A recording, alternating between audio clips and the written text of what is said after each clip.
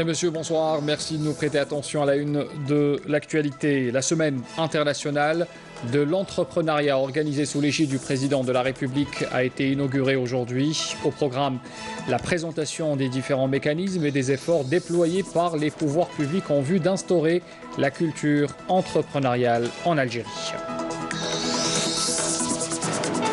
Une convention a été signée ce lundi entre la direction de la formation et de l'enseignement professionnel de la wilaya d'Alger et le représentant spécialisé dans la fabrication de téléphones portables de marque Samsung en Algérie, dans le but d'insérer 200 diplômés du secteur de la formation professionnelle. On ira aussi à Sidi Bel Abbès pour parler de cette PME qui s'est spécialisée dans la fabrication de groupes électrogènes. Le projet a débuté grâce à un financement de l'ANSEJ en l'an 2000.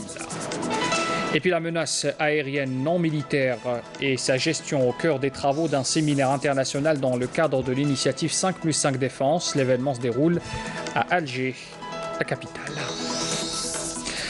Bienvenue à tous. Pour commencer d'abord, la poursuite des débats à l'APN autour du projet de loi de finances 2018. Les députés ont appelé ce lundi à trouver des solutions économiques à même de générer des revenus au Trésor au lieu de recourir à une augmentation des prix des produits énergétiques, laquelle pourrait impacter le pouvoir d'achat du citoyen. Les députés insistent sur l'importance aussi d'orienter les subventions de l'État vers les ayants droit.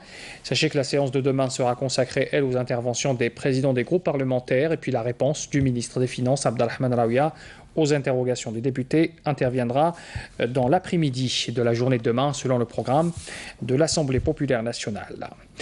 Le général de corps d'armée Ahmed Gaïd Salah, vice-ministre de la Défense nationale, chef d'état-major de l'armée nationale populaire, effectuera demain une visite de travail de 2 jours, plutôt en 2e région militaire à Oran, où il supervisera un exercice naval de tir avec missiles à la façade maritime ouest. C'est ce qu'indique ce lundi un communiqué du ministère de la Défense nationale.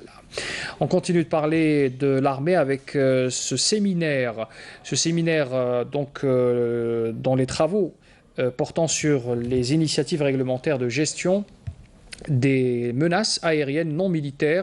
C'est un séminaire international qui a débuté ce matin au Cercle national de l'armée à Alger dans le cadre de la mise en œuvre du plan d'action des activités de coopération militaire multilatérale de l'initiative 5+5 Défense pour l'année 2017. On apprend plus sur cet événement avec Abdelmajid Bakassi. Les travaux de ce séminaire multinational ont été présidés par le chef de la division emploi et préparation de l'état-major des forces de défense aérienne du territoire en présence des représentants de chaque pays membre de l'initiative 5+5 Défense, des différents commandements des forces, de la garde républicaine et de la gendarmerie nationale, ainsi que l'aviation civile nationale et des professeurs universitaires.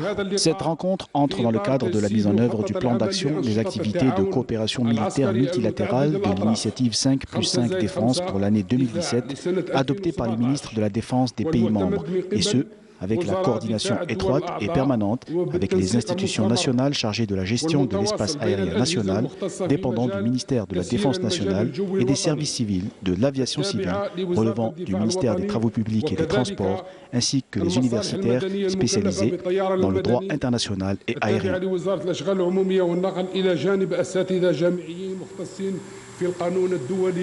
L'objectif escompté par l'organisation de ce séminaire est d'esquisser une approche visant à réglementer les mesures à prendre à l'égard des menaces aériennes non militaires basées sur les lois efficientes et flexibles afin de garantir la disponibilité optimale pour une intervention immédiate, efficace et sans entrave lors du traitement des menaces aériennes non militaires. 4 éléments de soutien au groupe terroriste ont été appréhendés à Batna par un détachement de l'armée nationale populaire, selon un communiqué du MDN. On apprend par ailleurs qu'un détachement de l'armée a intercepté à Oran 6 narcotrafiquants et saisi 30 kg de kif traité. Et puis d'autre part, d'autres détachements de l'ANP ont arrêté 27 immigrants clandestins de différentes nationalités à Ingezam, Béchar, Tindouf, Sidi Bel Abbès également, selon le communiqué du ministère de la Défense. Le ministre des Affaires étrangères, Abdelkader Messahel, a reçu aujourd'hui l'ambassadrice Marie-Anne Peters. Elle est directrice du centre Carter. Elle effectue une tournée pour une prise de contact avec les pays garants de l'accord pour la paix et la réconciliation du Mali. Il faut rappeler que ce centre Carter a été désigné comme observateur indépendant par les signataires de l'accord malien. L'entretien, lui, a porté sur les voies et moyens à même de permettre au centre Carter de s'acquitter de la mission qui lui est confiée dans ce sens. Et puis le ministre de la Justice, garde des Sceaux, Tayeb Louh, prendra part aux travaux de la réunion ministérielle des pays de l'Union africaine, prévue à partir de demain sur 2 jours à Addis Abeba, en Éthiopie. Elle est consacrée à la 3e session ordinaire du comité technique spécialisé sur la justice et les affaires juridiques. Il est l'heure de l'appel à la prière pour Salat al-Aïcha pour Alger et ses environs. On se retrouve tout à l'heure.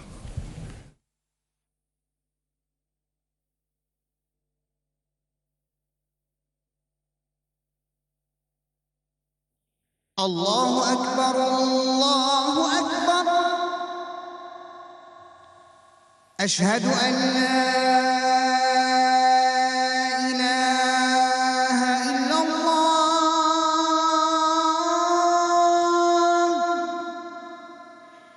أشهد أن لا إله إلا الله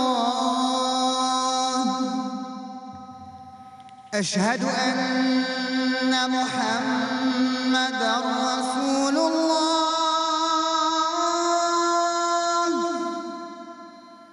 أشهد أن محمدًا رسول الله حي على الصلاة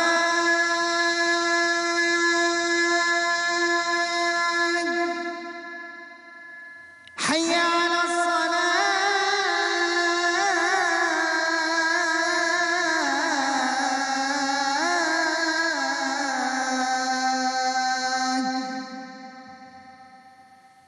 حي على الفلاح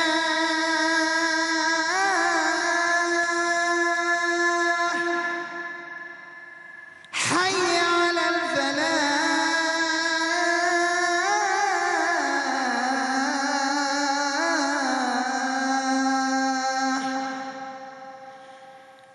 الله أكبر الله أكبر لا إله إلا الله اللهم رب هذه الدعوة التامة والصلاة القائمة آت محمدا الوسيلة والفضيلة وابعثه مقاما محمودا الذي وعدته. Taqabbal Allah salat al-Jami'. Revenons vers l'actualité pour vous parler justement de cette semaine internationale de l'entrepreneuriat organisée sous l'égide du président de la République qui a été inaugurée donc aujourd'hui par le ministre de l'Intérieur et des collectivités locales, Nordine Bedoui, le ministre de la Jeunesse et des Sports, Hadi Ould Ali présent, ainsi que le conseiller à la présidence, Mohamed Ali Bourazi. Il a par ailleurs été procédé à la présentation des différents mécanismes et des efforts déployés par les pouvoirs publics en vue d'instaurer cette culture entrepreneuriale en Algérie. L'occasion a été saisie aussi pour honorer le président de la République pour son rôle dans l'encouragement des jeunes. Blaise Bouteflika, bien sûr, non seulement dans le domaine de l'entrepreneuriat, mais également leur participation au développement économique du pays.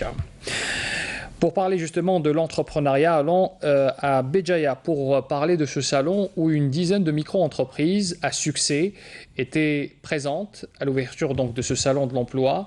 Une manière aussi d'encourager les jeunes qui veulent se lancer dans cette aventure. Farah Hamadesh. Vitrine des micro-entreprises qui ont réussi, le Salon de l'emploi à Béjaïa met en avant ces jeunes entrepreneurs qui ont bénéficié des différents dispositifs d'insertion et d'emploi de jeunes. Je suis très satisfaite du dispositif ENSAIGE car j'ai eu vraiment déjà, ils m'ont formé et puis ils m'ont beaucoup aidé. Donc ils ont accepté le dossier, normal, on a déposé le dossier pour avoir l'agrément. La DMMP, la marine marchande, on a eu l'agrément, on a commencé. Des barques de loisirs et de pêche, du chocolat et du savon à base de produits biologiques, les participants au salon ont exposé leurs produits qui représentent la concrétisation de leur projet. C'est juste un échantillon de réussite qui est présent au salon. Nous avons 1000 unités de micro-entreprises supposées performantes et qui, toutes de par leur réussite, ont fait des demandes de crédit pour des extensions et de changements de leur statut juridique, notamment leur passage dans la catégorie des PME-PMI. Dans la wilaya de Béjaïa, le dispositif Enseigne est un franc succès. Depuis sa création en 1996, sur les 18 000 projets financés, plus de 65% sont toujours en activité et plus de 5 000 entrepreneurs ont déjà remboursé leur crédit. Puis on parle aussi de cette convention qui a été signée ce lundi entre la direction de la formation et de l'enseignement professionnel de la wilaya d'Alger avec le représentant de la société Timecom. Cette société est spécialisée dans la fabrication de téléphones portables de marque Samsung en Algérie. Le but de cette convention est d'insérer 220 diplômés du secteur de la formation professionnelle. Avec plus de détails, Salem Kasser. Signé sous la présidence du ministre de la Formation et de l'Enseignement professionnel, Mohamed Mebarki, en présence du wali d'Alger, Abdelkader Zour, cette convention prévoit le recrutement dans une première étape de 60 diplômés des centres de formation professionnelle titulaires de certificats de maîtrise professionnelle dans les spécialités suivantes: électronique, maintenance et réparation d'équipements de télécommunications, ainsi que ceux titulaires de diplômes de TS dans plusieurs spécialités, notamment la normalisation et les mécanismes de configuration. Nous avons bénéficié d'une formation et voilà, nous avons réussi. Ils nous ont contactés, nous sommes venus pour une formation. Le ministre a également effectué une visite d'inspection au centre d'excellence de formation Omer Tied, l'énergie et de l'électricité créé en partenariat avec le groupe international Schneider Electric qui supervise la formation et la qualification des stagiaires dans les spécialités d'électricité et d'énergie. Je suis l'un des plus anciens, nous sommes tous anciens ici. Et avec cette formation, nous apprenons de nouvelles techniques. Il est nécessaire d'adapter la formation professionnelle aux évolutions technologiques en vue de mettre à la disposition du secteur économique des formations professionnelles de qualité conformes aux standards internationaux et les adapter aux besoins du marché du travail. Lors de cette visite à certains établissements de formation à Alger, plusieurs cadres ont été récompensés et honorés à l'occasion. À Sidi Bel Abbès, on parle aussi de cette PME qui s'est spécialisée dans la fabrication de groupes électrogènes. C'est un projet qui a débuté grâce à un financement Enseigne, c'était en l'an 2000. La section Enseigne de Bel Abbès a déjà financé plus de 100 projets dans les domaines porteurs, créateurs d'emplois surtout. Abdelhanim Aïcha. Dans cet atelier situé à Sidi Bel Abbès, on est spécialisé dans la production d'électricité industrielle. Cette unité alimente de nombreuses sociétés publiques et privées en groupes électrogènes et différents appareils électriques. Quand la PME a débuté ses activités en 2000, c'était un petit projet financé grâce à l'Agence nationale de soutien à l'emploi des jeunes. Alhamdulillah, on était conséquents, les premiers projets dans le domaine industriel. C'est des petites usines, c'est des petites installations électriques, c'est des petits... Maintenant, alhamdoulilah, on a des équipements quand même plus ou moins importants et puis on a même maintenant une petite renommée avec les industriels kbar. Dans son bilan annuel, la section Enseigne de Sidi Bel Abbès a été en mesure de financer pas moins de 100 nouveaux projets. Jusqu'à l'heure actuelle, nous avons 156 dossiers déposés au niveau de l'agence et qui sont actuellement en cours d'étude. 117 dossiers ont donc été financés dans l'année en cours.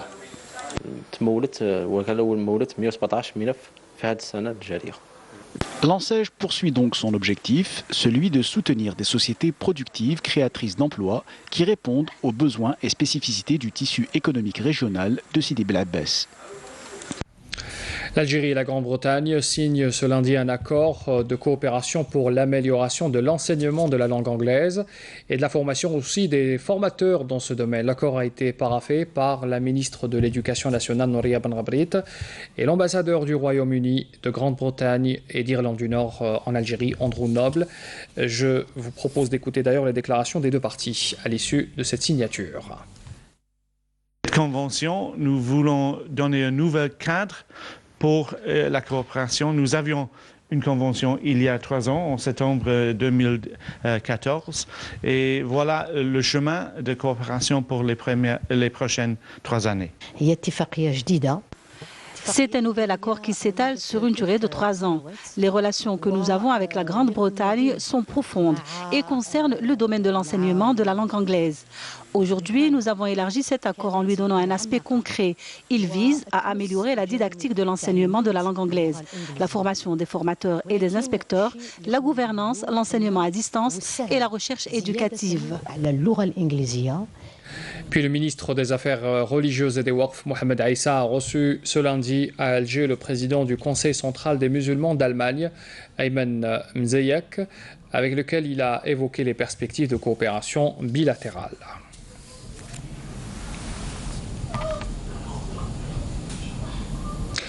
L'artiste peintre Choukri Masli, l'un des fondateurs de la peinture moderne en Algérie, est décédé hier dans un hôpital parisien à l'âge de 86 ans.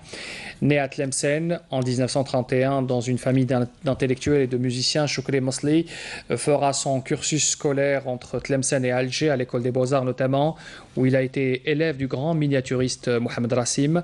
Il renonce à sa passion pour rejoindre les rangs du Front de Libération Nationale en participant à la grève des étudiants. Il faut aussi parler de son parcours et de ses œuvres qui ont été exposées en Algérie, mais aussi à l'étranger.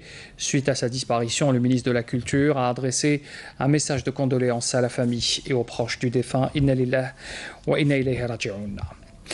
La musique comme langage universel, un concept qui séduit. 3 associations parmi elles, une française, se sont donné rendez-vous à Béchar pour accorder leurs instruments et mélanger leurs sonorités.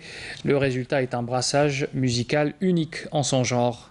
Voici cette soirée et cette expérience dépeinte par Béchar Abouali.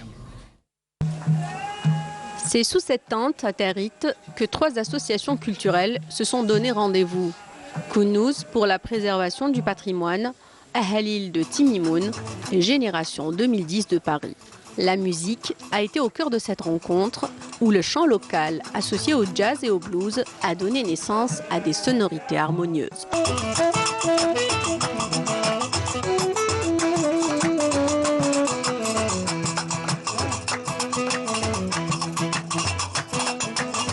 L'objectif de cet événement est de créer des relations et des ponts entre les personnes à travers la musique. Il s'agit d'un échange culturel à travers la musique, notre musique du Sud et la musique universelle. On essaye de mélanger du coup les différents styles musicaux. On apprend à se connaître mutuellement, à connaître nos cultures. Et je pense que pour chacun d'entre nous, c'est l'occasion d'apprendre à connaître les différents peuples et les différentes traditions de chacun de nos pays. La musique comme langage universel pour échanger et apprendre à connaître l'autre, c'est la philosophie qu'ont adoptée toutes ces personnes, parmi elles Angela. Séduite par notre riche patrimoine, notamment musical, cette Française a même appris à interpréter une chanson bien chez nous. الشيخة من بوزيان في عرك راني خيتني تتفاجأ المهان يا ضايا ياني تخربنا بالهدنان بسم الهنفدا واجب في أوك صدا ونوصل لبدا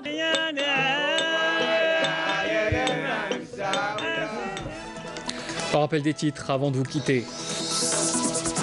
La Semaine internationale de l'entrepreneuriat, organisée sous l'égide du président de la République, a été inaugurée aujourd'hui. Au programme la présentation des différents mécanismes et des efforts déployés par les pouvoirs publics en vue d'instaurer la culture entrepreneuriale en Algérie. Une convention a été signée lundi, aujourd'hui donc, entre la direction de la formation et de l'enseignement professionnel de la wilaya d'Alger et le représentant spécialisé dans la fabrication de téléphones portables de marque Samsung en Algérie, dans le but d'insérer 220 diplômés du secteur de la formation professionnelle. Nous sommes partis aussi à Sidi Bel Abbès pour parler de cette PME qui s'est spécialisée dans la fabrication de groupes électrogènes. C'est un projet qui a débuté grâce à un financement de l'ANSEJ. C'était en l'an 2000. Et puis la menace algérienne non militaire la menace aérienne non militaire ainsi que sa gestion au cœur des travaux d'un séminaire international dans le cadre de l'initiative 5+5 Défense. L'événement se déroule à Alger au cercle militaire de l'armée. C'est la fin de ce journal, merci de l'avoir suivi, très bonne soirée à tous. Demain pour l'info, retrouvez Maya Amina Zahouf. Je vous donne rendez-vous à 19h, au revoir.